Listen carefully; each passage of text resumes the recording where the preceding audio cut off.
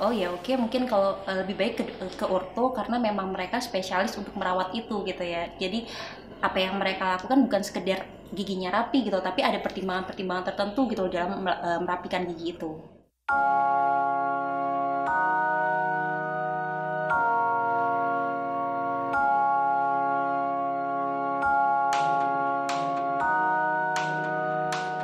Oke, nama saya Nidia. Jadi saya asalnya dari Surabaya. Saya sudah beberapa tahun ya.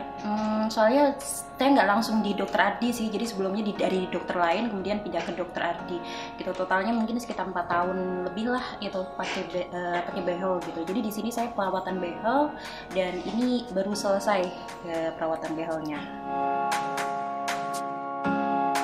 Awalnya tahu klinik ini dari dokter saya yang sebelumnya. Jadi dokter saya yang sebelumnya itu menyarankan memang ke dokter Ardi gitu, karena mungkin memang kenal sama dokter Ardi sebelumnya. Oke, ya banyak sih progresnya gitu ya. Jadi karena apa yang lihat dari awal ya waktu dokter Ardi itu masih kayak cuman sendirian di klinik ini gitu ya, cuman ada dokter Ardi sama sapu perawat aja gitu. Terus habis itu sekarang udah mulai banyak gitu asistennya gitu, kayak oh ya kliniknya udah makin maju. Terus dulu tuh juga apa sih namanya, kayak belum serami sekarang gitu loh. Kalau sekarang tuh kayak sudah mulai harus dijadwal gitu, udah promonya juga makin gencar gitu ya. Apa ya, kayak bagus sih itu pelayanannya gitu, kayak bukan cuma sekedar cari pasien aja, tapi juga concern sama apa yang dirawat gitu lah. Dokter Ardi orangnya friendly ya, jadi memang dokter Ardi memperlakukan pasiennya bukan kayak ke pasien, tapi lebih kayak ke temen gitu, yang kayak misalnya waktu pertama kali kenal sama dokter Ardi bukan cuma sekedar merawat terus udah selesai gitu, tapi dokter Ardi menjelaskan secara detail gitu ya, apa masalahnya, ini harus apa gitu, terus kalau misalnya nggak dibenerin itu apa efeknya gitu. Jadi semuanya dijelaskan detail, bukan cuma sekedar ngasih treatment terus udah selesai gitu. Jadi semuanya ada penjelasannya gitu, jadi semacam ada edukasinya juga gitu. Awalnya ya karena memang struktur giginya itu kayak apa yang nggak rata gitu, terus akhirnya ya sekalian mikir kalau misalnya pakai bracket mungkin juga sekalian kayak perawatan gigi gitu loh. Jadi secara otomatis kita akan perawatan gigi juga gitu loh. Jadi kebersihan giginya itu juga lebih terawat kayak gitu. Jadi kayak bukan cuma sekedar merapikan gigi, tapi juga merawat gigi itu sendiri gitu.